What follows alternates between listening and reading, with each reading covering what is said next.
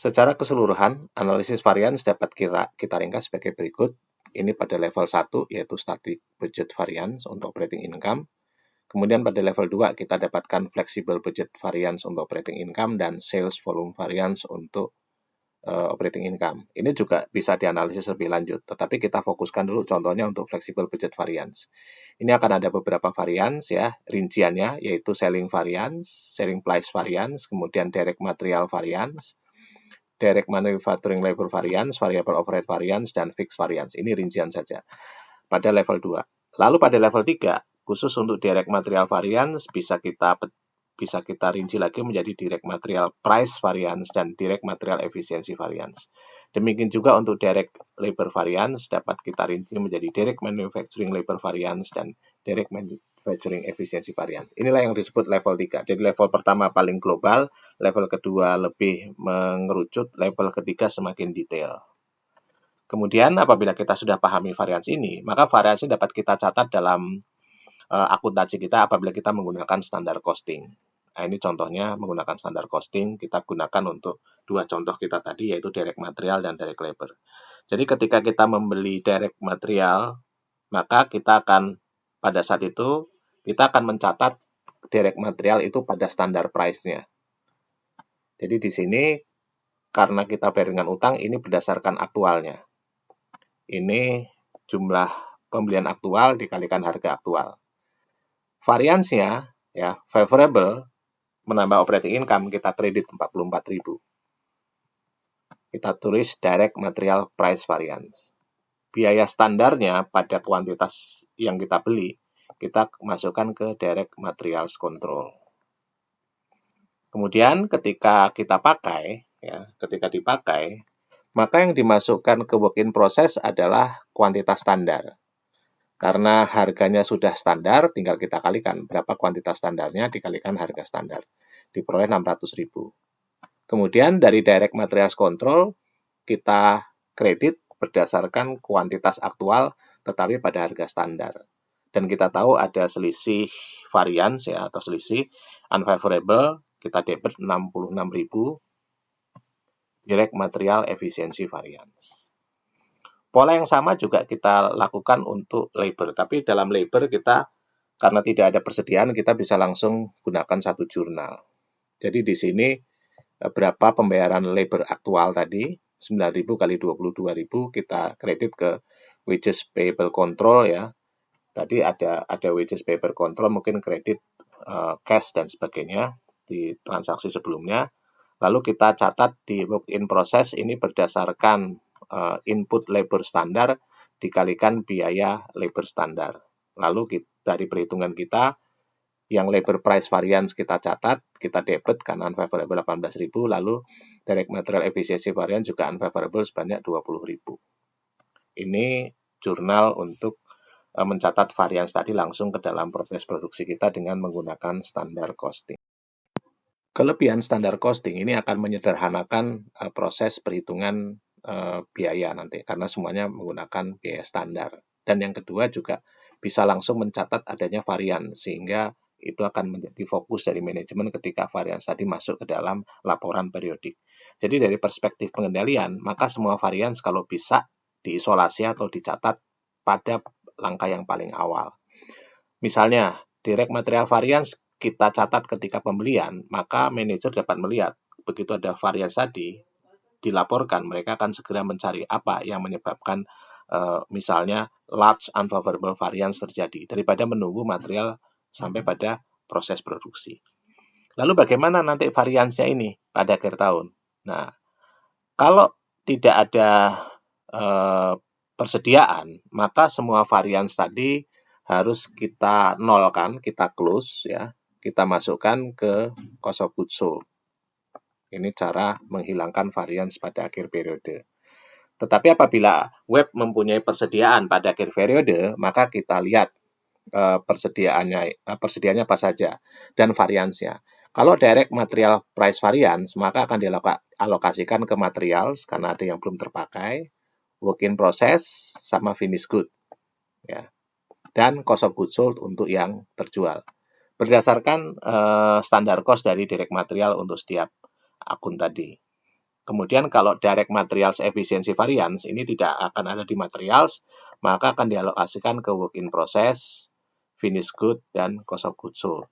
Ya, demikian juga untuk labor juga sesuai. Nanti kalau ada variance ya sesuai dia akan masuk kemana. Tentu saja labor akan dialokasikan ke work in process, finished good, dan cost of goods sold.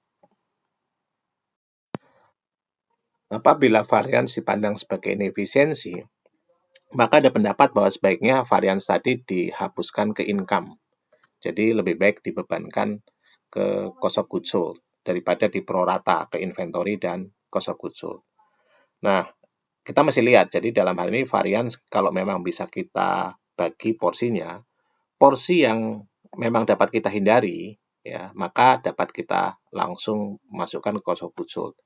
Tetapi porsi yang tidak dapat kita hindari, maka sebaiknya diprorata. Dengan demikian, maka dengan hal ini, semua yang avoidable itu tidak akan masuk ke inventory, tetapi langsung masuk ke cost of goods sold. Jadi, di dalam inventory tidak ada inefisiensi yang dimasukkan ke dalamnya.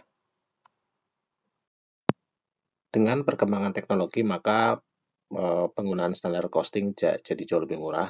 Karena dengan adanya barcode scanner, maka penerimaan barang dapat segera diproses dan langsung dengan menggunakan program langsung menentukannya dalam harga standar. Pada saat ini juga langsung dapat dicatat dengan membandingkan dengan purchase order, langsung dapat dicatat berapa utangnya dan diperhitungkan direct material price variance. Kemudian efisiensi dapat dihitung ketika barang sudah selesai dengan membandingkan antara standar kuantitas dengan apa jumlah yang diminta melalui komputer penggunaan barang material oleh operator ke tempat produksi. Labor variance juga sama, setiap pegawai melogin ke dalam terminal production floor dan memasukkan informasi data mereka, maka langsung dapat dihitung jam mulai, jam selesai, kemudian kuantitas produk yang diproduksi sehingga dapat diperhitungkan variance-nya. Variance ini tidak hanya pada sektor manufacturing, pada sektor jasa juga sama. McDonald menggunakan standar cost untuk mengendalikan labor cost, ya. Kemudian beberapa perusahaan itu menggunakan computer integrated manufacturing dengan menggabungkan flexible budget dan standar costing untuk mengendalikan berbagai aktivitas seperti material handling dan setup. Ada banyak teknologi yang bisa digunakan untuk menentukan standar costing. Nah, kita masuk ke tahapan berikutnya, yaitu penggunaan variance. Variance dapat digunakan oleh manajemen untuk mengevaluasi kinerja ya setelah keputusan dilaksanakan yang akan memunculkan pertama organization learning, mereka belajar untuk lebih baik dan membuat komitmen untuk perbaikan. Jadi variance ini bisa kita pandang sebagai early warning system untuk memberikan alert atau memberikan kewaspadaan kepada manajer bahwa ada masalah dan ada kesempatan untuk memperbaiki. Kalau dikerjakan dengan baik, maka variance analysis dapat membantu manajer dalam mengevaluasi efektivitas dari apa yang dia lakukan dan kinerja dari personilnya pada periode tersebut. Dan tentu saja memperbaiki strategi untuk mencapai peningkatan kinerja di masa depan. Nah, tetapi perlu disadari bahwa untuk bisa menginterpretasikan variance secara tepat dan membuat keputusan yang tepat, maka harus memahami bahwa variance itu dapat timbul dari berbagai faktor, penyebabnya banyak. Dan tidak boleh mengisolasi variance itu sendiri, harus dikaitkan satu dengan yang lainnya. Kita harus membaca apa yang terjadi dengan melihat variance tadi. Bisa saja penyebab itu, kalau kita contohkan pada web, adalah desain produk atau desain proses yang buruk. Atau pekerjaan yang buruk pada lini produksi, karena kita menggunakan karyawan yang kurang terampil atau mesin yang tidak baik. Atau ketidaktepatan dalam memberikan tugas ya kepada pegawai atau mesin untuk job tertentu. Atau tadi, karena schedulingnya yang tidak tepat terjadi kemacetan-kemacetan. Biasanya karena ada pesanan-pesanan mendadak dari berbagai sales dari web. Atau supplier dari web ya yang memberikan kain tadi tidak memberikan bahan pada kualitas yang seragam. Nah, ini semua harus menjadi perhatian. Apa yang menjadi akar permasalahan dari varians, bukan gejalanya.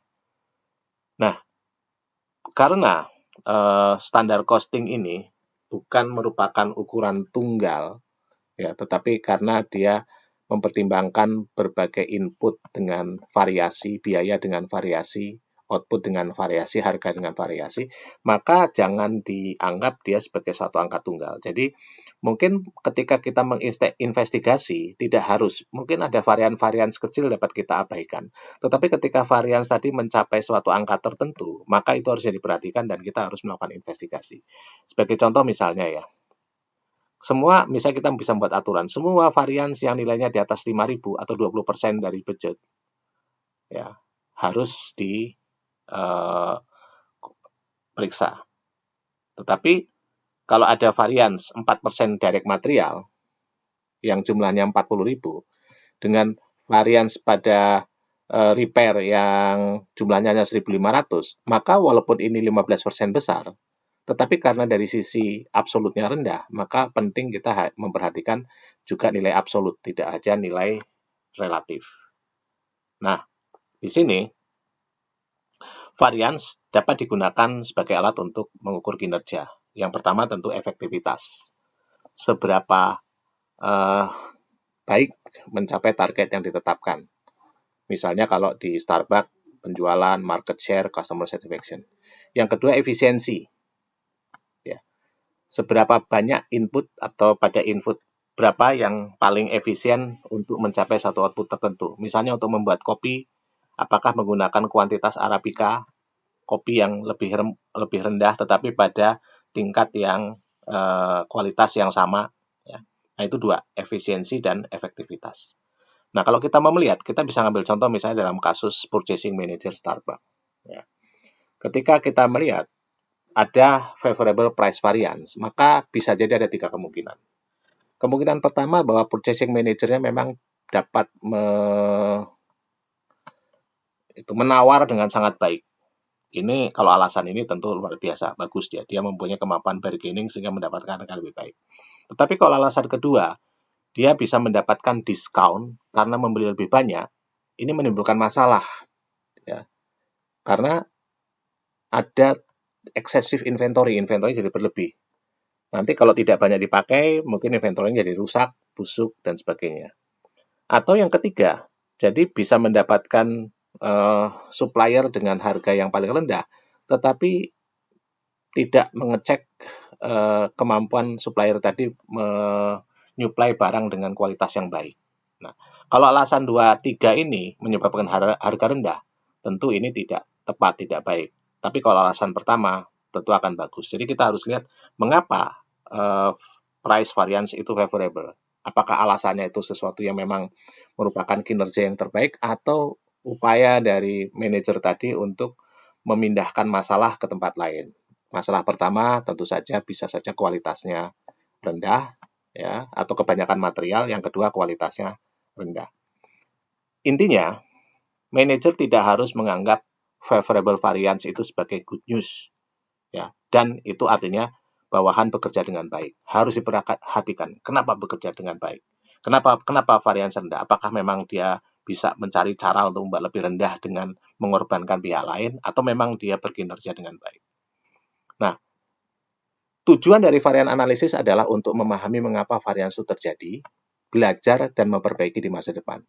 Jadi, yang paling utama adalah bagaimana mendorong dengan memunculkan unfavorable variance, misalnya direct material efficiency variance. Web manager dapat melihat jangan-jangan ada masalah pada desain atau komitmen dari pegawainya untuk mengerjakan pekerjaan dari awal dengan baik kurang, atau kualitas materialnya. Bisa jadi unfavorable direct material efficiency variance menunjukkan bahwa memang nggak mungkin bisa memproduksi barang ini pada harga murah karena tingkat kerusakannya seperti itu. Intinya, varian analisis bukan play the blame game, bukan mencari siapa yang salah, tetapi membantu manajer mempelajari apa yang terjadi dan bisa berkinerja lebih baik di masa depan. Oleh karena itu, perusahaan perlu mencari keseimbangan dalam menggunakan varian sebagai evaluasi kinerja dan meningkatkan pembelajaran di dalam organisasi. Terlalu menekankan pada performance evaluation, maka manajer tidak fokus pada pembelajaran, lebih fokus pada mencapai target. Itu juga tidak baik. Jadi di sini tentu kalau kita arahkan terutama variance analysis itu sebagai alat untuk mendorong pembelajaran, maka kemungkinan efek negatifnya dapat diminimalkan. Manajer juga dapat menggunakan variance untuk menciptakan virtuous circle, siklus kebaikan untuk perbaikan berkelanjutan. Nah, dengan selalu mengidentifikasi penyebab variance, memperbaiki tadi apa yang harus diperbaiki dan mengevaluasi, maka akan selalu ada proses perbaikan setiap tahap. Ini tadi kalau dikombinasikan dengan Kaizen budgeting, maka akan membuat tadi proses perbaikannya itu akan menjadi kelihatan. Kemudian juga perlu dipahami bahwa variance ini jangan dilihat sebagai alat untuk pengendalian yang paling utama, karena bahasa biaya sulit dipahami. Mungkin lebih baik ketika dalam proses produksi, supervisor tidak harus menggunakan accounting report, tetapi bisa menggunakan non-financial performance measure. Ya. Misalnya kalau web gitu mungkin selalu ditunjukkan di display penggunaan berapa banyak jumlah kain yang digunakan, apakah sudah melebihi dari itu standarnya atau belum. Jadi di sini ukuran non finansial itu lebih mudah dipahami oleh pegawai, tetapi juga ukuran finansial itu dapat mengevaluasi secara keseluruhan cost efisiensi dari operasi yang sedang dilaksanakan dan akan membantu pengambilan keputusan pada aspek yang lebih luas. Jadi di sini harus dua-duanya dilaksanakan dan dimanfaatkan dengan baik dalam mengelola organisasi. Satu aspek lain yang menarik juga adalah bagaimana kita melakukan benchmarking. Seperti yang dibahas di awal, kita bisa melihat perusahaan lain dan melakukan benchmarking. Nah, benchmarking itu apa? Benchmarking adalah proses terus-menerus membandingkan antara perusahaan kita dengan pesaing, ya, yang memiliki kinerja yang terbaik, atau perusahaan yang memang mempunyai proses yang sama. Jadi misalkan di sini kita mencoba melihat bagaimana kita melakukan benchmarking untuk satu perusahaan. Jadi ada perusahaan penerbang yang namanya penerbangan yang disebut United, ya. Nah, itu salah satu ukuran yang mereka gunakan adalah available seat mile. Ya. Ini adalah ukuran dari airline size, ya. Itu sama dengan total seat dari pesawat dikalikan dengan jarak dari pesawat tadi terbang. Ya. Kemudian juga ada cost per available seat mile, ya, ini juga ada beberapa. Jadi intinya ada beberapa besaran-besaran yang nanti kita akan benchmark. Nah, yang harus kita perhatikan adalah siapa yang harus dijadikan benchmark atau pembanding tadi. Ya, di sini misalnya United Airlines memutuskan menggunakan ada 6 ya, Alaska Airlines, American Airlines, Delta Airlines, JetBlue, Southwest, dan US Airways. Tetapi belum tentu mereka semua ini lebih baik atau memang pembanding yang tepat. Jadi misalnya di sini kita bisa lihat sebenarnya kalau kita bandingkan perusahaan penerbangan tadi mempunyai berbagai strategi. JetBlue misalnya, dia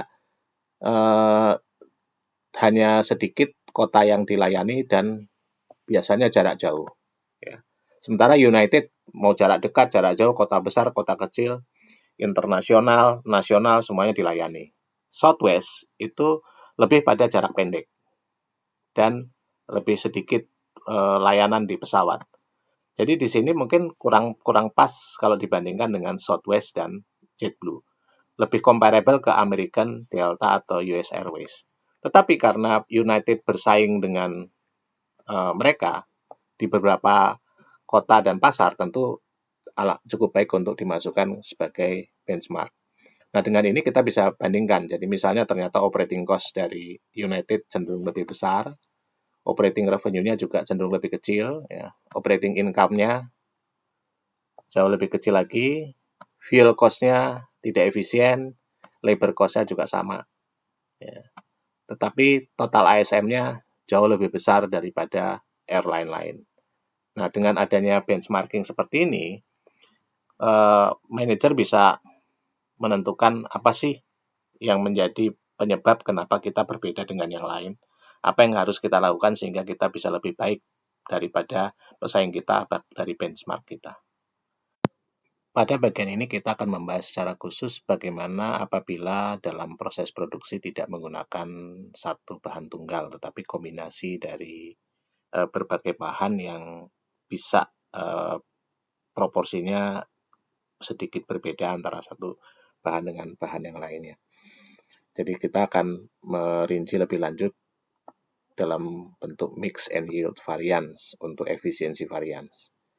Jadi kita asumsikan, kita contohkan di sini Delvino itu dalam memproduksi saus tomat itu dapat menggunakan tomat dari 3 daerah, yaitu dari Latin Amerika disebut Latoms, dari California Caltoms, dan dari Florida Flotoms. Ya. Nah, untuk memproduksi 1 ton saus diperlukan 1,6 ton tomatoes. Ya. Ini dengan kombinasi yang dianggarkan adalah 50% Latoms, 30% Caltoms, dan 20% Flotoms. Nah, anggaran untuk memproduksi 1 ton ini dapat kita hitung. Jadi 50 kali 1,6 bahan mentah, 0,8 ton dikalikan harga standarnya, 56. Kemudian untuk Caltoms juga sama, 30% kali inputnya 1,6, 0,48 dikalikan per tonnya, dan yang terakhir adalah Flotom, sehingga total untuk 1,6 ton itu harganya $123,20. Nah, nanti berapa biaya rata-ratanya untuk per tonnya, maka tinggal dibagi 1,6 atau $77 per tonnya. Lalu diketahui pada bulan Juni 2014 sebanyak 6.500 ton tomat dipakai untuk memproduksi 4.000 ton saus, ya. Ini penggunaan aktualnya. Untuk Latom 3250, untuk Caltom 2275, 975, sehingga totalnya 9.600 dengan aktual cost masing-masing ini angkanya, ya. Dan kalau kita gunakan ini standar biayanya, maka untuk 4.000 ton tadi standar biayanya adalah 123,20 ton, ya, yang angka ini, sehingga diperoleh 492.800. Dengan demikian ada fleksibel budget variance untuk direct material sebanyak 14.850. Ya. Nah, kalau kita menggunakan standar 1,6 untuk 1 ton, sebenarnya untuk memproduksi 4.000 ton saus hanya perlu 6.400, sementara kita secara aktual memakai 4.500. Dan mix-nya, kalau kita pakai 6.400 dengan itu tadi, campuran standar kita, mix standar kita, Latom 3.200, kemudian Caltom 1.920, kemudian Flotom 1.280. Nah, di sini kita bisa menghitung pertama direct material price variance, ya. Kita lihat di exhibit 77. Kita hitung di sini. Kita bandingkan antara actual cost, ya, pada actual price dan actual actual quantity pada actual price dan actual quantity pada budgeted price. Jadi di sini bisa diketahui pada Latoms 0, pada Caltom ada selisih unfavorable, kemudian pada flow term juga unfavorable. Totalnya 10.400 unfavorable. Ini sudah kita pelajari sebelumnya.